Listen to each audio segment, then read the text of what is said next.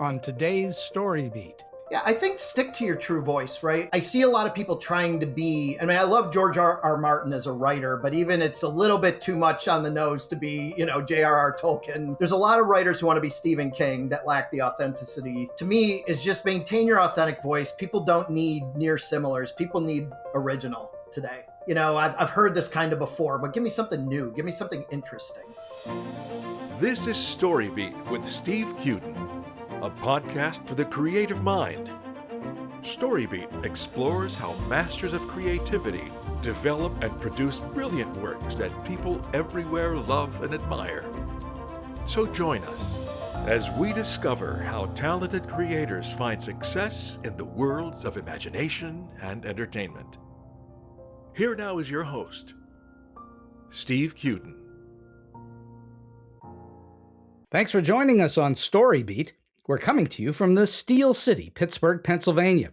My guest today, P.S. Pat Conway, has published more than 50 poems across 4 online journals and 16 poetry anthologies. 2 of those anthologies have been Amazon bestsellers. Pat released his first poetry collection, Echoes Lost in Stars, in March 2024. To date, it's garnered significant critical acclaim. In 2025, Pat released Life Sucks, Memories and Introspections During the Great COVID Lockdown, a compilation of satirical essays written during the pandemic. I've read Life Sucks and can tell you it's a witty, acerbic, wry look at life and its many foibles as viewed through Pat Conway's unique lens on the world. If you like satire written with tongue firmly placed in cheek, I highly recommend Life Sucks to you. A 2-time Pushcart nominee, Pat also served as the 2024-25 Poet in Residence for the online literary journal, The Fictional Café. He finds fascination in words birthed from dark, literate, and emotive places.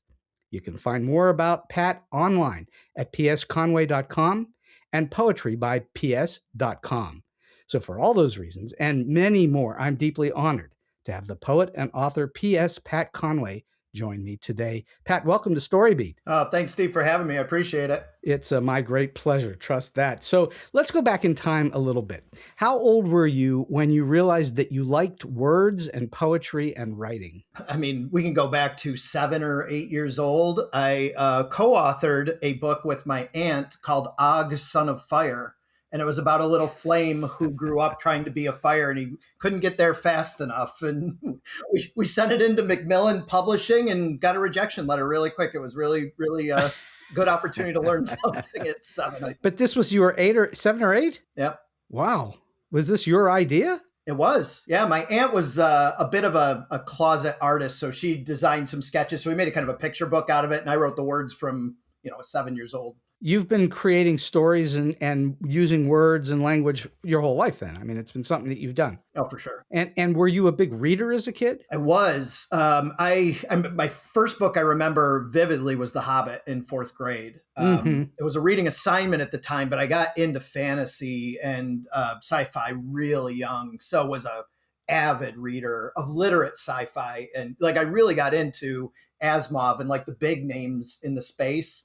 Tolkien, obviously, I've read everything Tolkien's ever done probably 20 times. But for me, yeah, I was a rabid reader when I was younger, for sure. It's fascinating to me that when you think about Tolkien, he's about as poetic a novelist as there ever been.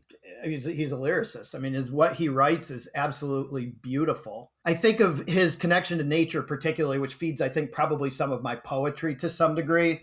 He was truly an early environmentalist before there was such a thing, I think, and a naturalist that had been around a long time. But really his commitment to the environment in that post-World War I kind of Europe and what was coming out from behind it was absolutely incredible. World War I and World War II. Truly, true. And you get people like Vonnegut that came out of that era, these extraordinary writers.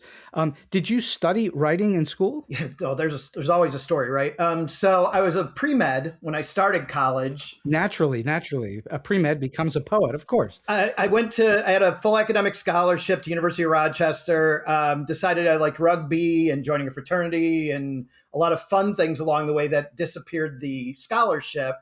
So my dad I got my first day in an English class and I said, okay, I could write. I like to read. I like to write. I might as well be an English major. and transferred schools and eventually became an English major. So I did read and write basically through the back half of college. And were you studying poetry at that time? I don't know. Poetry was always something that I did for me, but I never had really any. No, I mean, the honest answer is no. I had a poetry professor who was the ultimate hippie in college. I love this guy. And he got us reading all kinds of avant-garde poetry, like really bleeding edge stuff.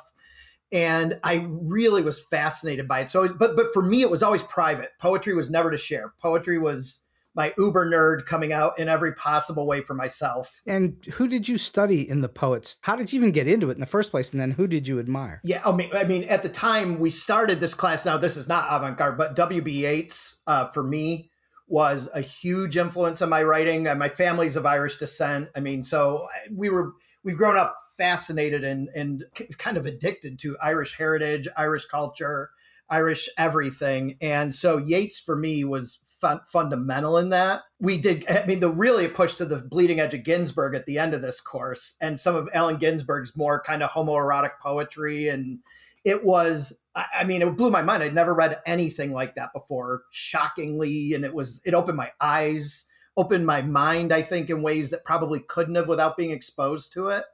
So yeah, we went from Yeats to Ginsberg in a semester. I mean, it was a trip. That's a big stretch. You know, I think poetry over time, clearly it's maybe the oldest of the literary arts, going all the way back to the beginning of time. But I think it has lost a little bit of its luster in the last, say, 40 or 50 years, where it used to be that you would find poets on TV and, they were lauded all over the place. Not so much anymore.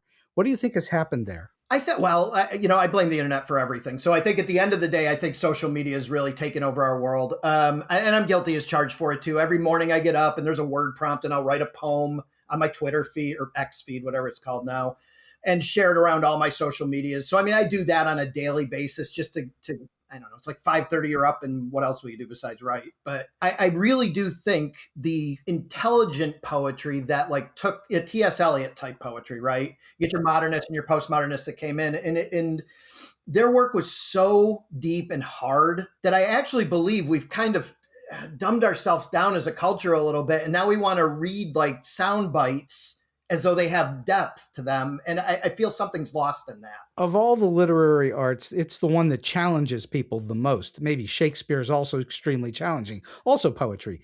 But, you get to an E.E. Cummings, and that gets very challenging all by itself, but that's quite some time ago. You get to Ogden Nash, and it's pure delight. But there are very few, if any, what I would call famous in the zeitgeist poets right this minute. Agreed. I think Louise Gluck is probably one of my favorites that's in the zeitgeist right now that like I see some similarities in my writing to hers. I see a lot of what I've come to term as like literary or domestic realism, like the sense of like when you read like big journals now, right? You read Agni or you read Paris Review or poetry. You tend to see these poems about the handle of a cup. And somehow finding this profound meaning in the split of the handle of a cup. And I don't know. I was raised on the more, what I would call traditional poetry that really still speaks to my ear, that lyric poetry. Well, there's a principle in storytelling that I've taught over time in terms of screenwriting, but it applies to almost all kind of writing. And that is this, the principle of habituation, that as people get habituated to certain genres or styles or violence or sex or whatever it is that they're seeing lots of in their world, there becomes a tendency over time where they need to push the envelope further. So I think what you're alluding to there is that poetry was this kind of traditional way of saying things, and people got maybe burnt out on it or tired of it, and they started to go to these little tiny niches. That's what you're talking about, right? It's exactly right.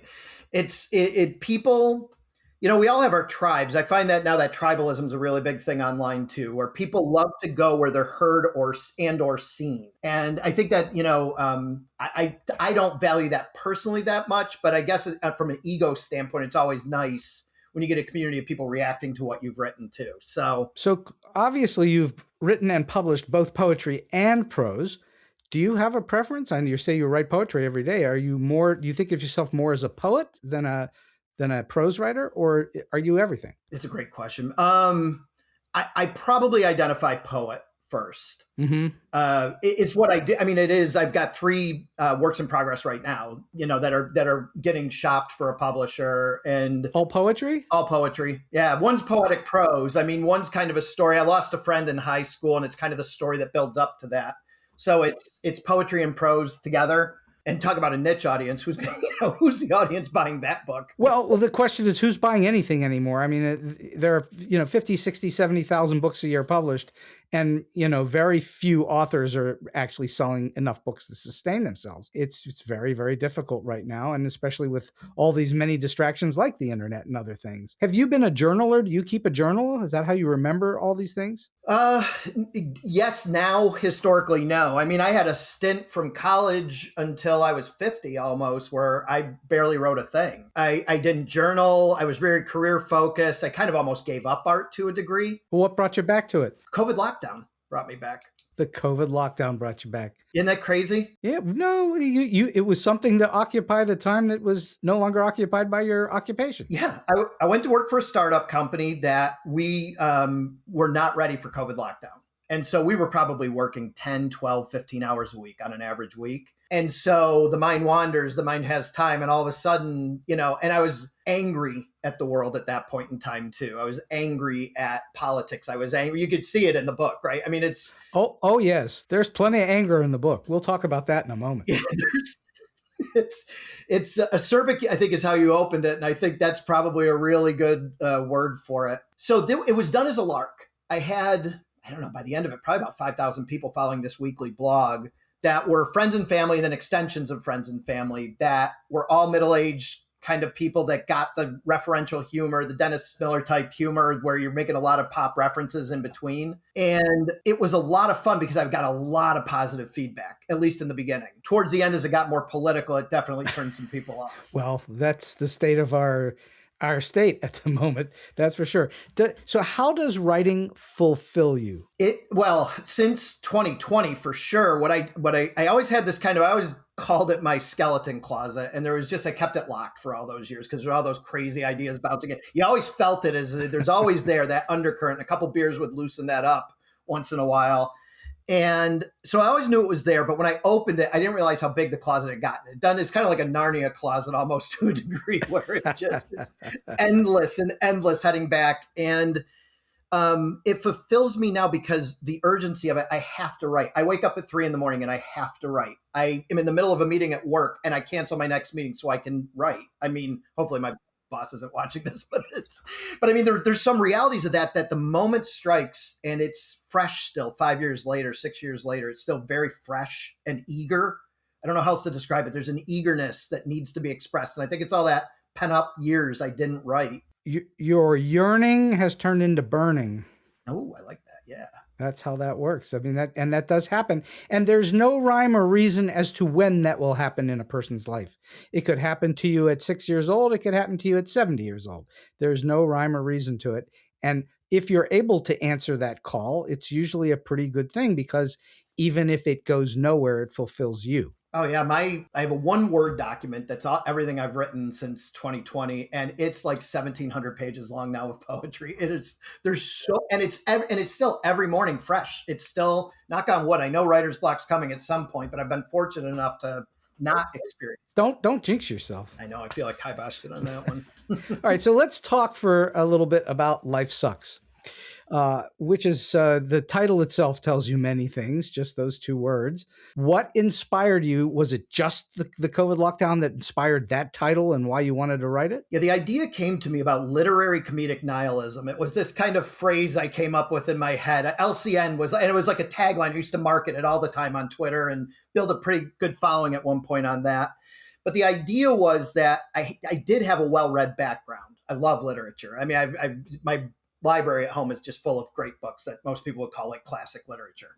I wanted to use that in a way to have social commentary. So I wanted to give some academic review of Troilus and Cressida or something ridiculous, but then tie that theme into some social commentary that's outrageous, like completely unhinged from the academic piece of it. So I called that literary comedic nihilism because, you read it, you read it and you basically forget about it when it's all done because nothing really matters anyway. So that's the name of the book too. Life sucks. Well, I'm going to quote something here. It's a nice little chunk of quotes. So hang with me for a moment. You wrote, and I quote, "I created a character, P.S. Conway, a pseudo me, an amalgamation of me, a not me, and an alpha asshole who was christened Pygmalion Shiitake, aka Pig Shit, aka P.S. Conway." This is where the nihilism comes into play. Some readers took what they read at face value. This created a perception that this character was me speaking my opinions. The real P.S., not the character P.S. Geez, when I put it that way, how could there have ever been any confusion? Okay, so my question is, how much of the book is actually you, autobiographical, and how much of it is totally fiction?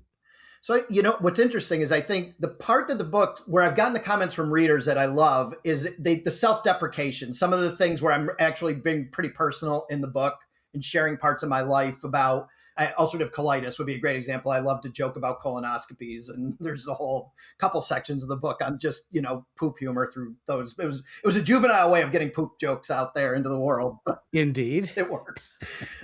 So I would say the parts that speak to my family, speak to me and my personal health condition, the things that are outrageous are 10 reasons I'm better than you, or different things, different sections of the book that are so over the top and are meant to be like Jonathan Swift on acid. I mean, just this kind of social commentary that's rough. And I didn't count how many chapters. It's numerous chapters. Each one of them takes sort of a jaundiced eye at life.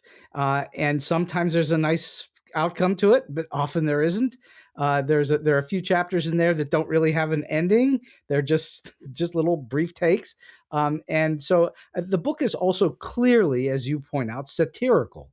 I'm curious, from your perspective, what do you think defines satire? What makes satire satire? So I think it's a way of making fun of reality. So first of all, you have to have a real situation that you can exploit. And then you have to take that and make it 50 times worse than it actually is. You have to, or that was my take on it for satire, was to, but I do go back to even Modest Proposal and Jonathan Swift, where, the starvation problem in Ireland's solved by eating the children. I mean, that's pretty radical for its time.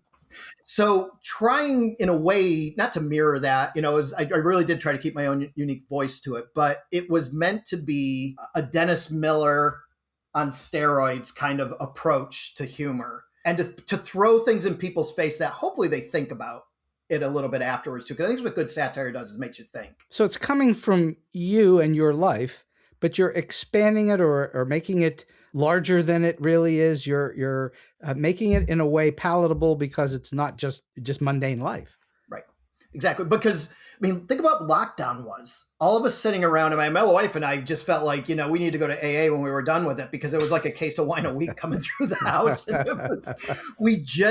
it was fun till it wasn't fun. And the writing for me was an anchor to forget about the crazy that was happening all around us in the world too. Mm-hmm. And the death, which isn't funny, obviously. All the things that were happening. Clearly. What is it that you would like people to take away from the book? What are you hoping is the message, if there is one? Yeah, I think the message at the end of the day is to not accept things as they're spoon-fed to you, but actually question it and pull it apart and maybe even make fun of it a little bit. And then think about the impact of that. And it doesn't alter how you think about things. Again, break the tribe once in a while. Get outside your tribe. Get into another tribe for a while, or try to walk in the shoes of another tribe a little bit. Describe the process in developing the book. Did you write the entire thing during COVID, or did it take longer? Yeah, it was a weekly. I held myself to 3,000 words a week. And it was going to be just a blog I'd written. And I put it up every week. And what was cool, what motivated me, was the fan base was actually starting to grow pretty quick, like friends of friends pulling in.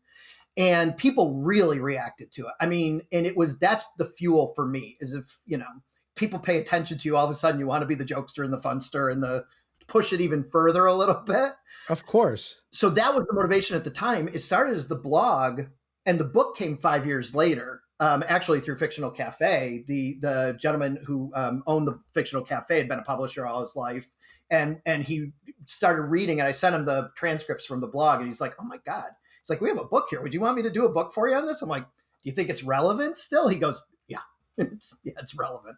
Well, it's not really about the lockdown or pandemic. There's a little touchy stuff in there, but not really. I mean, it's just life in general. So yeah, of course it would still be relevant. Totally. It's relevant now. It's going to be relevant many years from now, I think.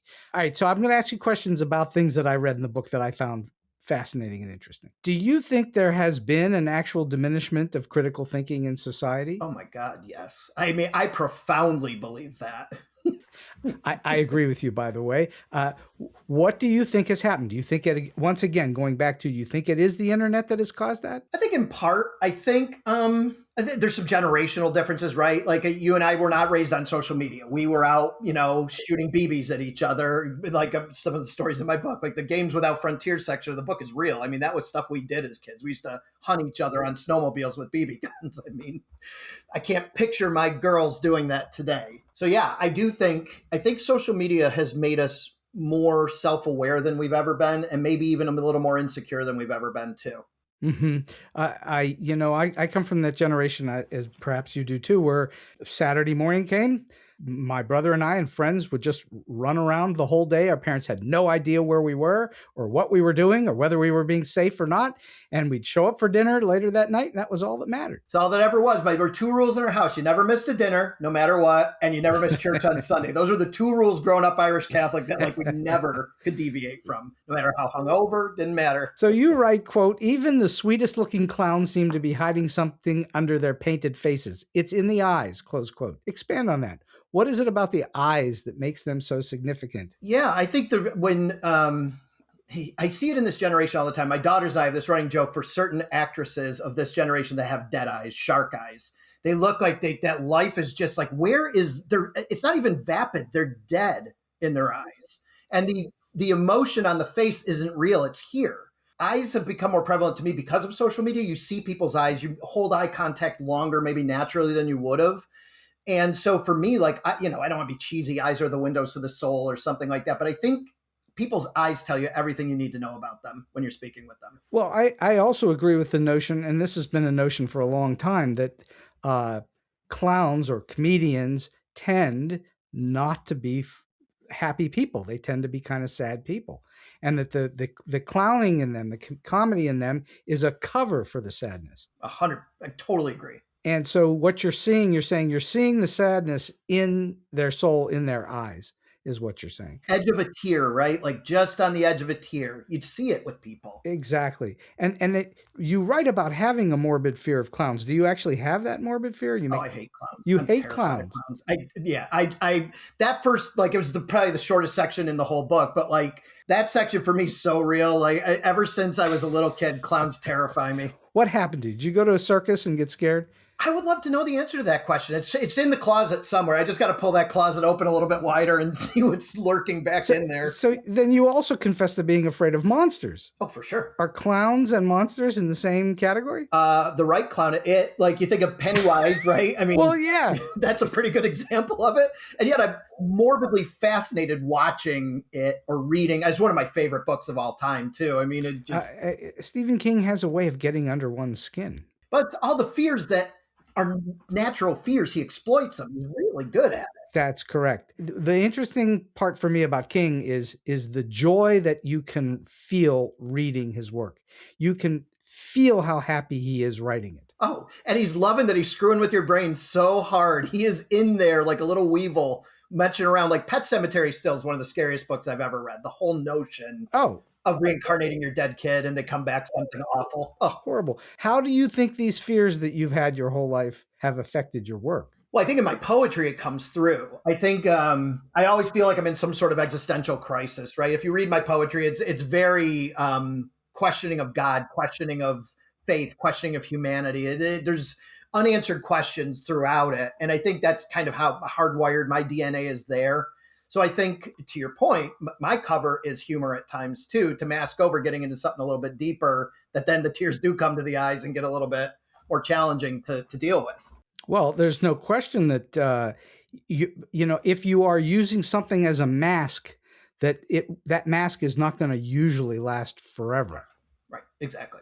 So it's going to come through, whatever it is that's bothering you or you're troubled by, even though you're masking it, it's somehow going to show through in how you're saying it, the way you're saying it, what you're saying, et cetera, et cetera. My wife is a clinical social worker, so she's worked her whole life with people with different so I'm like a test case for her on everything, right? I mean, it's half the challenge in the relationship. And I remember actually when she was doing her master's thesis, she wrote a paper about a fake patient. It was really me she was writing about. You're the guinea pig. I am. Yeah. There's a story all behind that too. Yeah. That's humor works to not have to deal with the real stuff. So I want to hear you discuss the various idioms and expressions that you take issue with, that language is not static and that meanings have changed over time. Explain. So I think of George Carlin when I think of that, right? I mean, George Carlin did wonderful bits on that about post-traumatic stress disorder, right? It was shell-shocked originally. And then later in life, it comes post-traumatic stress disorder. Our homeless now are unhoused. The way we water down language to account for not offending people and that delicate sensitivity we have today not to offend. I think it's kind of fun to offend sometimes, then back away from it and see what happens. It's a shame because language is so beautiful in that ability to offend. I think you can offend people in a certain way, right? There's wrong offense, which is racism, which is, ethnocentrism, which is, there's ways to offend that is inappropriate, probably in a grand cultural sense of it. Mm-hmm. Sure. But I think offending to get the best of someone, I always call it the Irish humor to some degree, that little twinkle in the eye that like, I gotcha. I like that type of offense, if you will. You write that people should relentlessly control their children. You actually write overparent the shit out of them. Obviously. Is this based on your bringing up your kids? Oh my God. Are you kidding me? My daughters grew up knowing if they didn't bring a 95 or better home on a certain exam, I mean, I definitely was a helicopter parent trying to set them up for success, right? In the real world. I would love to say I was this kind of get along parent. I wasn't. My wife was more that person. I was definitely the authoritarian, if you will. So when you say relentlessly control, is it like nonstop? Yeah. I mean, tongue in cheek nonstop. Yeah. But that's why I ask, because you write in a very certain way that makes the reader uncertain whether you're being serious or not. It got me in trouble. It's gotten me in trouble a few times with the book. Sure. You also wrote that Jesus knew kids were dicks. In what way? Kids are evil. I mean, you ever watch kids when they're together? It is all about power, control, and domination. That's all it is. As I recall, at one time I was a kid. Bingo. And I was probably king of the a-hole club in that group. So you also write a lovely chapter about games. Do you think we're better off as a species having games to play? Oh, I do, for sure. Why? Well, I think a couple things. One, it's a release valve, number one, right? For all the pent up whatever you might be dealing with. I think that unadulterated joy of game is just something, it's almost like a childhood feeling you can't re-embrace as an adult at times. It's that sense of freedom that I think the strictures of the world kind of crunch in as you get older and your behaviors get inside rails. When you're a kid, you don't care. You're the most natural you've ever been. Now you're kind of a shit at it, but it's authentic at least. Well, that's for sure. Lately, I don't know why it's been lately for me. I've been thinking about sports and games and war, and that sports are very much akin to a kind of safer, more gentler way to have war with someone or to be tribal. It's my high school versus your high school. It's our country versus your country. It is tribal in a way. And so I think that games foster a degree of tribalism because one has to win and one has to lose. So it's my win over your loss. Do you think that that's the way we're at it now? Do you think it's good for culture, or do you think there's a problem there? So I always say culture, there's a phrase I use in the book, cultures, we're one power failure away from finding out what culture really means. No kidding. I don't know if culture's a real thing, right? That's me questioning authority thing, but I don't know that, I don't know how to answer that question. I mean, the rebel in me says, buck the system and let's just go do it. I think there's an inherent need for people to be accepted and belong, Let's start with that, right? I think that's fundamental. I think it's Maslowian to some, right? I mean, I think it's all that kind of safety and shelter and all those bottom pyramid needs we have that are evolutionary. So that competitiveness, I believe we're kind of, as a species, been groomed to be that too. Well, we needed to be early on in order not to die. You were fighting against nature and animals and the fires and whatever was coming your way. You had to be competitive, and you had to have that strong desire to want to win, to stay alive. But that's now become sometimes in a society where that need to win actually becomes problematic on a societal level. No doubt. For sure it does. The challenge I put to people in this book is some of the things pushes so far out there is to say, are we going too far? Are we a bridge too far? Have we really taken ourselves too selfishly, too narcissistically, too seriously that we're hurting the greater good through that behavior? I think that was like instinctively in my mind through the whole thing. So this is really good. You are attempting, I believe then in the book, and correct me if you think I'm wrong, you're actually holding up a mirror to ourselves and take a look at this, guys. This is where some of the problems in our world lie. I'm making light of it, but it's a serious subject. I mean, that is in the back of my mind in almost every essay in that. Other than the weird stuff, like the middle little weird vignettes and stuff, those are just meant to be bizarre. There are some weird vignettes in it. Yes, There's no doubt about it. So you definitely write about, you spoke about it a moment ago, but you definitely write about being Irish, and that you say something I found fascinating. You said one should never take anything the Irish say at face value. Why is that? Because it's all about having a little game with you, a little bit of fun with you. But we go to Ireland every year. We're going in a couple months. And I love to sit in a pub and just sip a pint and just listen to people banter with each other. It's how people are webbed together and woven together in that tapestry over in Ireland is they just like to have sport with each other. They like that twinkle in the eye, right? There's always a little joke behind everything. And the Irish say it better than anybody else. They do. They have their phrases and the way they say it.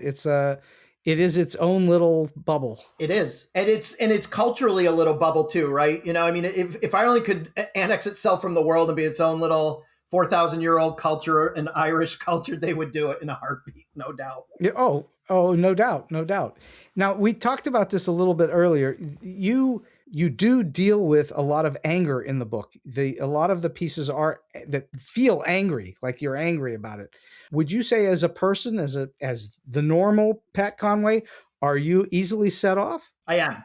I go to, my wife will tell you, I could go from, if a pot drops in the kitchen, I go 0 to 100 with about 15 expletives. And then and I'm instantly back down to 0 again too. But it's that moment of just like psychotic, what the F kind of moment. I hate to admit it, but getting old enough, I can. Now, anger is not an exclusive province of the Irish. No. But the Irish are known to get angry, as are the Italians, the Germans. You know, there's a lot of people that get angry quickly, that they have a quick point to rise. And so how has that helped you as a writer, do you think? Well, I think in those moments, I do find my pulse quickens when I write. When I'm into something good, especially poetry, when I know I'm writing something good, it's a quickening. It's right. You know, it's not anger, but that next stage would be anger for sure. It's like if someone interrupted me, or like I'm going down that tunnel and I'm good in my little, introverted space. That anger's lurking under there, waiting to come out. What happens to you if you're on that roll, in that zone, and you're going, and somebody, say your wife or someone else, comes in and says, it's time to go, we need to do X, Y, or Z, and you're right in that zone? What happens to you? The reaction can vary. Let's say the general reaction would be, give me a second and not turn and look, right? You just stay here and just hope that's enough. My wife knows every way to deal with me, though. She'll just be like, hey, listen, you get up every morning, I don't bug you. You do your writing. Saturdays and Sundays, you're at it for hours. So that'll wind me down a notch for sure. So when you're interrupted like that, are you able to put stop finishing what you're working on at that second? Are you able to put a pin in it and come back to it, or do you lose the steam? I never feel it's as good if it's not in the moment. Like when I have to come back to something, and it's what's hard about writing a book for me, like an extended book, right? Where you're developing a character out in a whole plot line and plot series. That for me is, I almost, I'm not a pantser when it comes to stuff like that. I really am a plotter. I have to outline everything if I'm going to ever write a real book. Are you a pantser otherwise? For poetry, I am, yeah. I mean, my best poetry is pantser poetry for sure. And for the listeners that may not know what the heck we're talking about, a pantser means you're working by the seat of your pants. You're letting it fly, as opposed to a plotter or a planner. So your poetry is all on the fly. And then when you do something, did you outline the various chapters in Life Sucks? I did, yeah. And I went back and kind of cleaned them up a little bit some of them were just so of the moment on a certain week during 2020 when I wrote it that I had to clean up a little bit of it too, so it was more generalized and not as, some people aren't going to remember what February 16th, 2020 felt like. I mean, they're not. All right. So you also write that bad grammar pisses you off. And it does me to a certain extent too, but I'm not a linguist. I'm just a writer that I work, quite naturally. I'm not a well-trained writer, though I've learned to become a pretty decent writer, I think. How often do you find bad grammar in your life and work, and what do you do about it? First of all, I'm self-editorial. I mean, there is my trip word all the time, the variations of there. I write, when I mean THERE, I write THEIR all the time in emails. And I will literally withdraw an email, pull it back, and rewrite it because I'm so embarrassed that I wrote the wrong there. Just terrible. So I'm very self-critical. As you know, I taught screenwriting for 10 years. I still teach occasionally, but I taught full-time for 10 years. And you're dealing with 17 and 18-year-olds in today's world, and they allegedly want to write. And they really don't understand any of it. And so that's a very interesting thing that people will think to themselves, I'm a writer. I'm going to be a writer. I want to be a writer. Now I'm going to write. And they can't get any of it proper. It's a problem. Well, I mean, I would make the analog to that being you want to be an artist and all you can do is stick figures. I mean, it's that's what grammar is to me, right? That's the basis. Well, but here's the sad thing about that commentary. There are actually artists who do stick figures and are hanging in museums. Wow. Okay. I mean, they're essentially stick figures. Now, if they could show me they could paint like a landscape or something in addition to the stick figures, street cred goes way up on that one. You write that Jesus had a holy pet named Reg. What in the world is that all about? How do you know this? The lambent of God. It was Easter that week. I couldn't come up with anything good with that. And I was just trying to think, is it Jesus or the Easter bunny? And then making it being both towards the end. And who the heck is Dingle Sneem McCarthy? So that actually comes from autobiography. We're actually going to Dingle in Ireland in May. And my youngest daughter, my wife was pregnant one of the times we went over there with her. And so we stayed in Dingle, and there's a town called Sneem. So we said, God, wouldn't it be great to have a kid named Dingle Sneem Conway? What a great name. And so that made its way into that piece because of that. It was like a long-standing joke. She was going to be Dingle Sneem. Oh, my goodness. Going through life with the name Dingle. Could you imagine? That would not be good. Maybe a last name, yes, but not your first name. No. That would be horrible. You write about Occam's razor as well, which I thought was really, really good. And that it's the simplest solution proposed for any problem is usually, if not probably, the best one. Is that true for writing poetry? I think as I progress in writing poetry, I believe that to be more true than I would have maybe 5 or 6 years ago. I find compression and concision in my poetry, especially I submit to lit journals and stuff like that, trying to get some stuff published and getting out in the world a little more authentic or academically, a little more street cred, little CV building. I find it's helpful from a reader perspective, number one, because most poetry readers today are brainwashed social media, acolytes that need to have things compressed and shortened for them. So I think there's a commercial element to it for me there. The bigger piece, though, is that it's harder to write less verbosely. It's really hard to get big concepts done in 260 characters. It really is. Well, I said this on a recent episode. It's the alleged Abraham Lincoln quote about I'm sorry that this letter is so long. I didn't have the time to make it shorter. It almost sounds like Mark Twain. Yeah. I'm paraphrasing, but that's the gist of it. And so, yeah, it's really hard to be concise. I guess there's an old cliche that goes, brevity is the soul of wit. The more condensed and tight something is, I think usually the better it is, but it's very hard to get there. It's when you like, there's a very conscious effort on my part to write staccato. Like I'm a drummer. So for me, like I always think rhythmically when I think of anything. And I try to write sentences and non-sentences. There is a bit of poetry to how I write in this book, in the sense that they're not sentences, right? They're thoughts with a period at the end of it, but they're short and staccato. And that kind of breath catch at each period to keep your, it ups the tension, actually, to be honest. And some of the more angry lyric that I write in there, that it's very, to me, that was my attempt through a book in prose to be a little more poetic and capture that sense of brevity in the sentences. So you alluded earlier to Maslowian, which is a term for Abraham Maslow, who was a famous psychologist. I guess he was a psychologist, and also a University of Wisconsin Badger. So you quote him by saying, one can choose to go back toward safety or forward toward growth. Growth must be chosen again and again. Fear must be overcome again and again. And you've already talked about, you have certain fears, and clowns in particular. Do you have any advice on confronting fear and moving persistently forward, especially in the arts? Oh boy, that's such a good question. I mean, it's a couple things. I think it starts with addressing fear, because fear can be all consuming. So I think tamping down the fear, not that you can I can't get rid of it. It's there. The anxiety's there lurking. I always know it by the back of my knees sweating. I just sweat on the back of my knees. I know I'm in an anxious moment.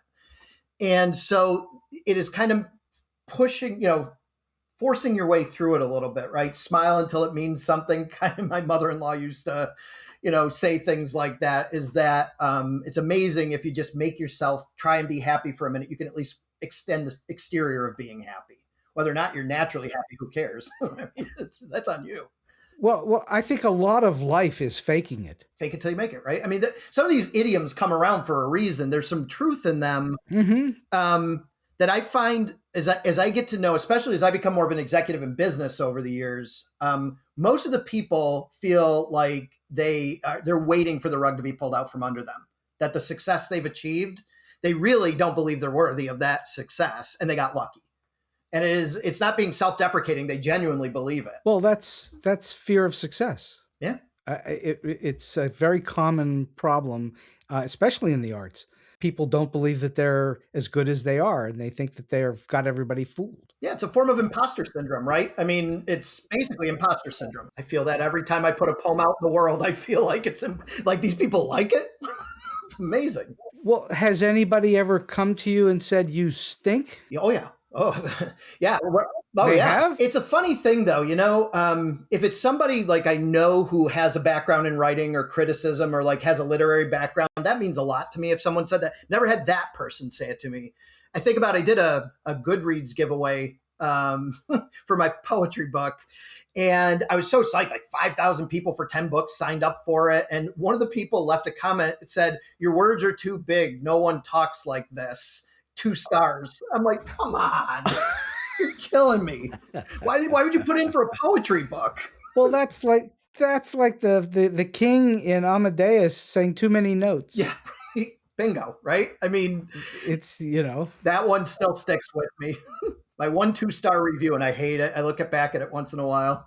What is your proclivity toward Harry Potter and Severus Snape? My daughter and I, my oldest daughter, came up at the exact same time all the Harry Potter books came out. Every one that came out, we bought 2, and we read them together, and we would talk about them. Then we started getting into some heavier stuff along the way. Like, we got Harry Potter kind of advanced us a little bit. Then we got to like His Dark Materials and some of this God is Dead type. Really kind of not great for a 13-year-old without a parent kind of helping guide them through that thinking a little bit.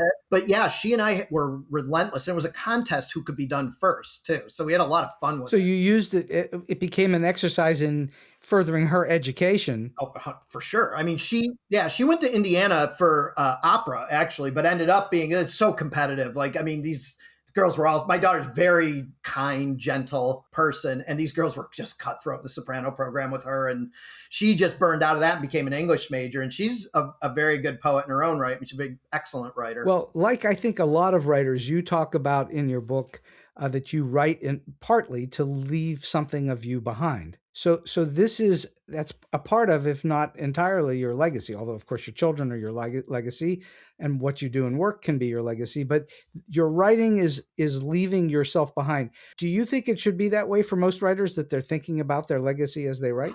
I hate telling other people what to think. You know what I mean? It's like, for me, it is the end result of writing. So for me, there's a selfishness in writing. Sometimes I'm feeling a certain way, and that feeling has to come out. So to me, poetry particularly is a form of expressing feeling in words. So for me, if it's good and it lasts, cool, because my kids have something to read when I'm dead. That's kind of neat. But I don't know if that's like the forethought. It's kind of the afterthought of it all. It's like, that's going to be neat. There's a couple books. If I never do another book, there's a couple books in the world I wrote. And that's kind of cool. Absolutely. And, for me, as I've thought of it over the years, and I'm not the first person to think of it, for sure, and that is that writing, words, literature are the greatest form of time machine that we have. That you can open a book written by someone 2,800 years ago and read what was in their mind, and you may not actually interpret it exactly as they had it in their head, but you're in their mind 2,800 years later. And that's a kind of a legacy as well. That is leaving that behind. Do you find for you that that's what drives you, or something else drive you? Right now, it's more basic. It's more fundamental than that. It's still that sense of urgency, that need to create. I don't, people who write understand that comment, and people who don't write don't understand that comment. Do you feel that the work that you do as a writer is not actually you, that it's coming through you, you're a conduit for it? I have definitely felt that before. Like, I always joke about my muses, because they're the ones who wake me up at 3 a.m. where I have to write something. But there is a sense of, occasionally, particularly, a sense of voice that doesn't sound authentic to me when I write it. That's not me. So what is it, right? I mean, it's something in me, or, maybe there is some kind of weird, I don't know. I've spent years now talking to creative people, and it's a common theme that most creative people don't think they're doing the creating. They're responsible for it, obviously, but a lot of it's coming through them from somewhere else. It's bolts out of the blue. It's whatever phrase you want to use. And so I was curious if you felt the same. There's definitely been times, and I don't know percentage of times wise, but there's been times where I don't feel it's my voice, but I'm like, boy, it's pretty damn good. I mean, I'll take it. Thank you. Well, yeah, that's exactly right. It becomes yours. Yeah, you should take some responsibility for it and take the credit for it as well. The book's called Life Sucks. That there's an implication in there that there's pain to life. Life is full of pain, that there's problems with it. You also then write, if life sucks, laugh at it. I'm quoting you there. How do you laugh at life when you're in pain? Yeah, I think we were raised that way in my house. Let's start with that. We made fun of dark situations. Someone died. You're not sitting bemoaning that death of the person. You're telling funny stories about them. My Grandma Healy's Hooley is one of my favorites in the book, because that is literally verbatim what happened. I mean, that is autobiographical in 100% of the way. We're puking, carrying her casket up for her burial after the night we acted like Van Halen coming to this little rural Adirondack town. So yeah, it's I don't know any other way to be. Life has its crap, right? I lost my parents in the last couple of years. It's hard, right? You deal with that stuff, but it's more fun to tell the happy stories, the funny stories, than sit, oh, woe is me, knowing the rest of the world's being bombed over in Iran right now and in Palestine. And like the world's got some serious problems, more so than me losing a parent or two. Well, yeah, and I think that this is evident in your Irish history or Irish culture, as it is in almost every culture that has a good sense of humor, which the Irish do, because if you've run through all of these difficulties and struggles and pain and whatever it's happened in your society and for yourself, that the for lack of a better term, gallows humor helps get you through it. And I think you'd find a good bit of gallows humor in this book. I mean, there's definitely, and it maybe even beyond. Oh, for sure. You have to actually read it and not think to yourself, is this guy serious? Because the first chapter I read, I thought, is this guy serious? And then I realized you weren't serious. And then I was okay. But at first, it takes you a second to go, wait a minute, because you're quite serious about it, but it's not serious.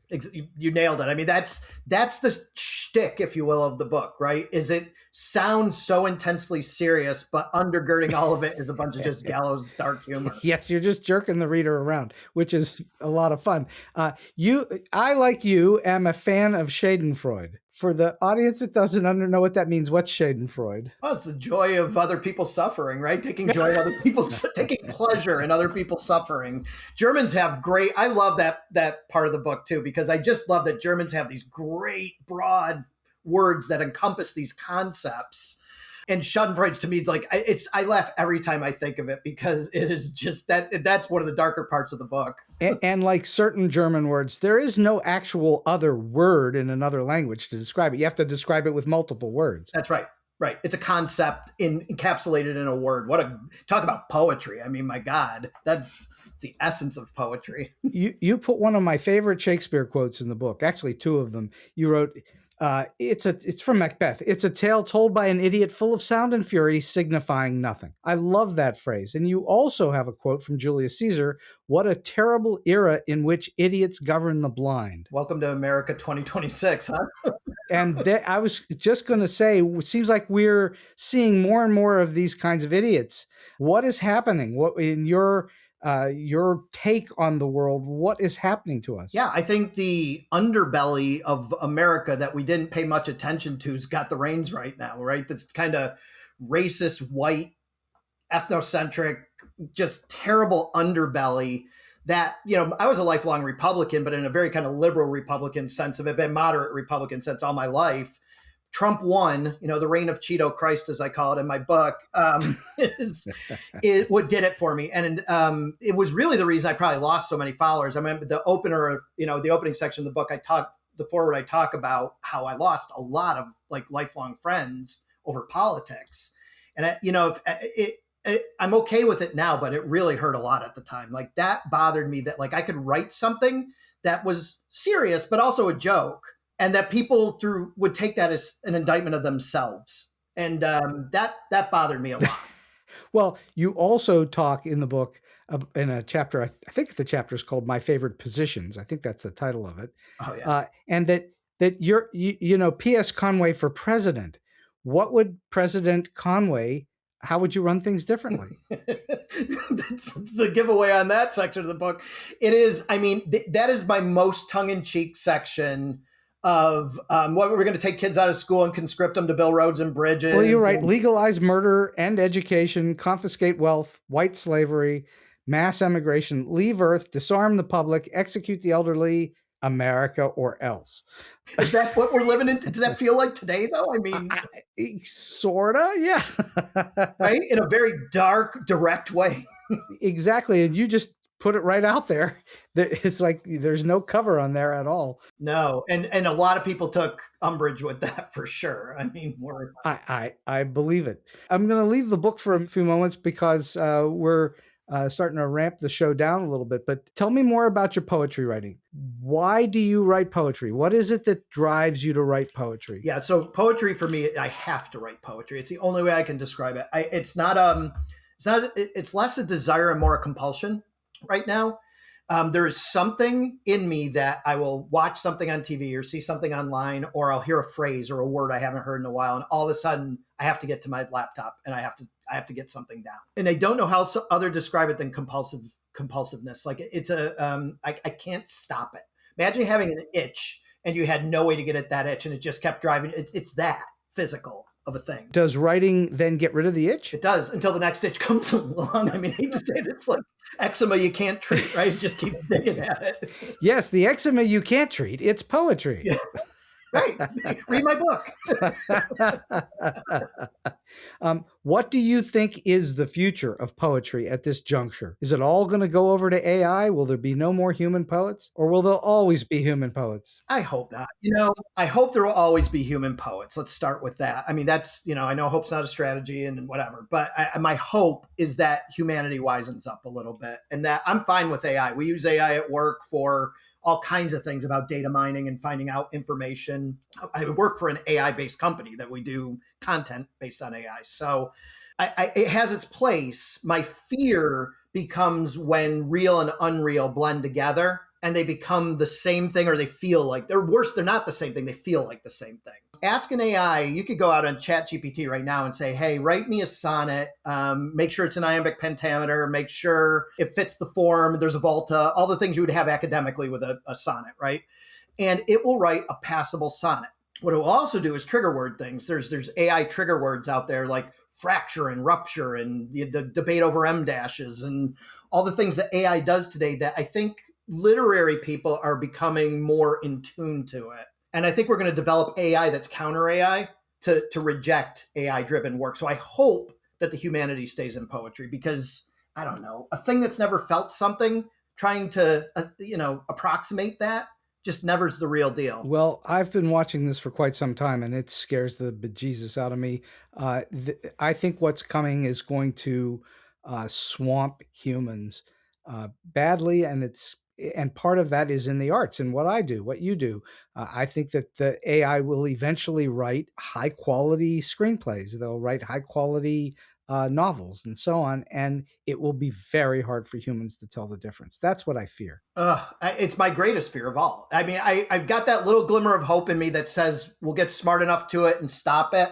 I don't know. At the end of the day, for humanity to expand, you go into the sci-fi world like we started with, right? And it's maybe we all need to be uploaded into some sort of master intelligence to be able to actually expand. And in fact, we might. At some point, we might all be uploaded. And the AI may get into our own brains and suck our humanity out of us and upload it into the cloud, and that's the end of it. It's the Borg. It's Star Trek all over again. It's the Borg in the most real sense of it. I would prefer if it was Bjorn Borg, but that's a whole other story. That was my best tennis racket I ever owned as a kid, was my Bjorn Borg Dene racket. Well, I've just been having a great, fun conversation with P.S. Pat Conway, and we're going to wind the show down a little bit. And you've clearly done a lot of things over your life, and you've met a lot of people. I'm wondering, in your writing career or in the arts career, do you have a story that you can share with us that's either weird, quirky, offbeat, strange, or maybe just plain funny? When I go back to the book, the section I wrote on colonoscopies, now there's a personal element too. I was sick for a couple of years with it pretty bad. I mean, it's, I don't wish it on anybody. It is a horrible affliction till you get a hold of it. And it's been well managed now for, knock on wood, the last 15 years. But throughout the book, you'll see that the colitis, ulcerative colitis, actually rears its ugly head. I mean, the true story about my wife and her first becoming our neighbor, and I was in the middle of a colitis rampage on that, and I had to go. Like, my daughter drove into a pond at this guy's house. This guy pulled my daughter out of a pond, and I was in the middle of a colitis flare-up at the time when that happened, and I was like, I pooped myself. It was just terrible. And it turned out it was my wife's first, which just weirdly moved into our neighborhood, and it was her first from way back in the day. And the funniest part of that was that this is all true story, no names, but just true story, was that his wife hadn't realized she'd been out for a run, and I was going for a run myself by their house, and she was in the garage taking her top off, and I'm like, there it is. I've seen your wife naked now too, pal. Now we can be friends. So that's that's what's reflected in the book, that rawness of life. Yeah, and some of it is very autobiographical, because you can't make up. Some things in life are too funny not to get exactly as it was. Exactly. And sometimes things in life are not believable if you tell someone. And that's part of storytelling, is believability, because you can write something that's completely not real and not believable and make it believable. And you can also take something that's very real and write it or present it in a way that makes it seem not believable. And I've spent a long time teaching salespeople, and I really work on the soft skills of selling, not the kind of product demonstration, price quote, that type of stuff. But the storytelling is the number one hiring point I hire for. Can someone tell a good story? Do they make me laugh? Do they engage me? Those are things to me that, like, yeah, if you could bring that out into life, whether you're right or not, you're gonna be the person at the bar everybody's kind of gathered around over a pint. I think that's absolutely true. All right, so last question for you today, Pat. What's the best piece of advice or a tip that you can give to those who are maybe starting out as writers, or maybe they're in a little bit trying to get to the next level where they're maybe published and so on? Yeah, I think stick to your true voice, right? I see a lot of people trying to be, I mean, I love George R. Martin as a writer, but even it's a little bit too much on the nose to be, J.R.R. Tolkien. And there's just a little too much of that for me. There's a lot of writers who want to be Stephen King that lack the authenticity, the real believability of it. So I think, to me, is just maintain your authentic voice. People don't need near similars. People need original today. Everything's too much derivative, too much, I've heard this kind of before, but give me something new. Give me something interesting. Well, this is absolutely true and great advice, which is to be yourself, to find your own voice and to express that. And sometimes it takes a while. It took me many years to find my voice. I'm still figuring it out. So, and I'm still figuring it out to a certain extent too, but it took me forever before I thought I had a voice. That's my point. And so I think this is very right on the money to say, be true to who you are, and to just keep going at that, because that's how you get there. Pat Conway, this has been an absolutely wonderful show today on StoryBeat, and I can't thank you enough for your time, your energy, and for all your wisdom. And for those of you out there that are interested in more about Pat, check out either Life Sucks or Echoes Lost in Stars, and you can check that out at psconway.com. Pat, thank you so much for being on the show with me today. Oh, Steve, this was awesome. Thanks so much. I really appreciate you. And so we've come to the end of today's StoryBeat. If you like this episode, won't you please take a moment to give us a comment, rating, or review on whatever app or platform you're listening to. Your support helps us bring more great StoryBeat episodes to you. StoryBeat is available on all major podcast apps and platforms, including Apple Podcasts, YouTube, Spotify, iHeartRadio, TuneIn, and many others. Until next time, I'm Steve Cuden, and may all your stories be unforgettable.